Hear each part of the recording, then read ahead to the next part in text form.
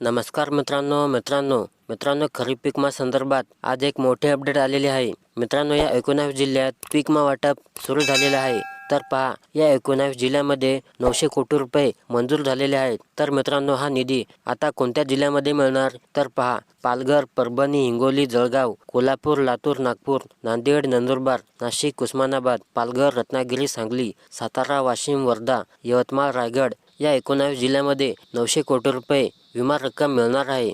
आणि मित्रांनो, ही पीक विमा रक्कम लवकरच आता शेतकऱ्यांच्या खात्यामध्ये जमा करण्यात येणार आहे। मित्रांनो, पात्र शेतकऱ्यांची यादी सुद्धा प्रसिद्ध करण्यात आली आहे। ही यादी तुम्हाला कृषी कार्यालयामध्ये पाहायला मिळणार आहे। मित्रांनो, तसेच यामध्ये कोणत्या पिकांसाठी पीक विमा देण्यात येईल याची माहिती सुद्धा आज आपण पाहणार आहोत। चला तर मित्रांनो, आपण जराही वेळ न वाया घालवता या व्हिडिओला सुरुवात करूया।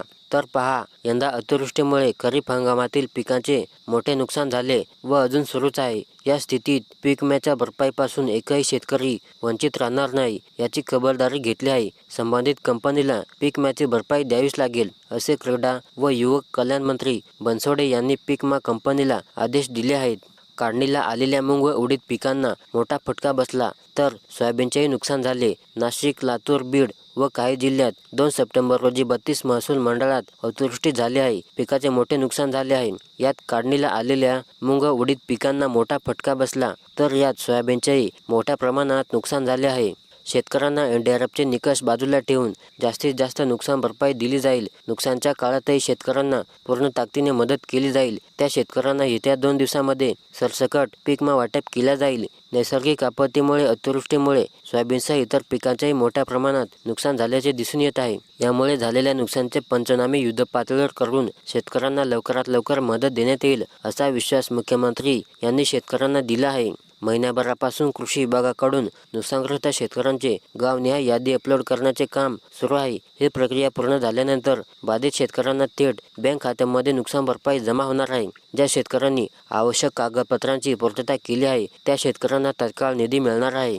नैसर्गिक आपत्तीमुळे नुकसान झालेल्या बाधित शेतकऱ्यांना आर्थिक मदत खात्यात पाठवली जाणार असून ही पीक विमा रक्कम DBT खात्यात पाठवली जाईल, अशी माहिती देण्यात आली आहे। शेतकऱ्यांच्या मदतीसाठी जिल्हा प्रशासनाने निर्णय घेतला आहे की येत्या सोमवारपासून 355 कोटी रुपये जमा होण्यास सुरुवात होणार आहे।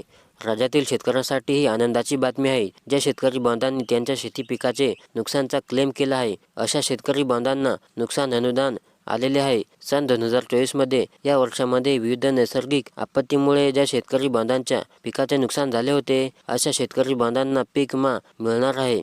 सप्टेंबरमधील अतिवृष्टीमुळे खरीपातील पिकाच्या नुकसानाबाबत लागू केलेल्या अधिसूचनेनुसार 25% विमा भरपाईची अग्रिम रक्कम शेतकऱ्यांना लवकरच मिळणार आहे। सोबतच मागील हंगामातील तक्रारीबाबत दिलेल्या आदेशाची अंमलबजावणी करण्याविषयी सक्त सूचना विमा कंपनीला दिल्या आहेत, अशी माहिती जिल्हाधिकारी अभिजित राऊत यांनी बोलताना दिली आहे।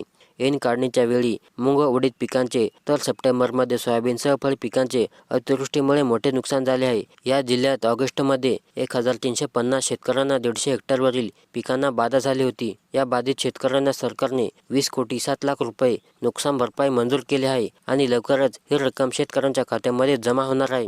तर मित्रांनो, व्हिडिओ आवडल्यास नक्की लाईक करा आणि चॅनलला सबस्क्राईब करा।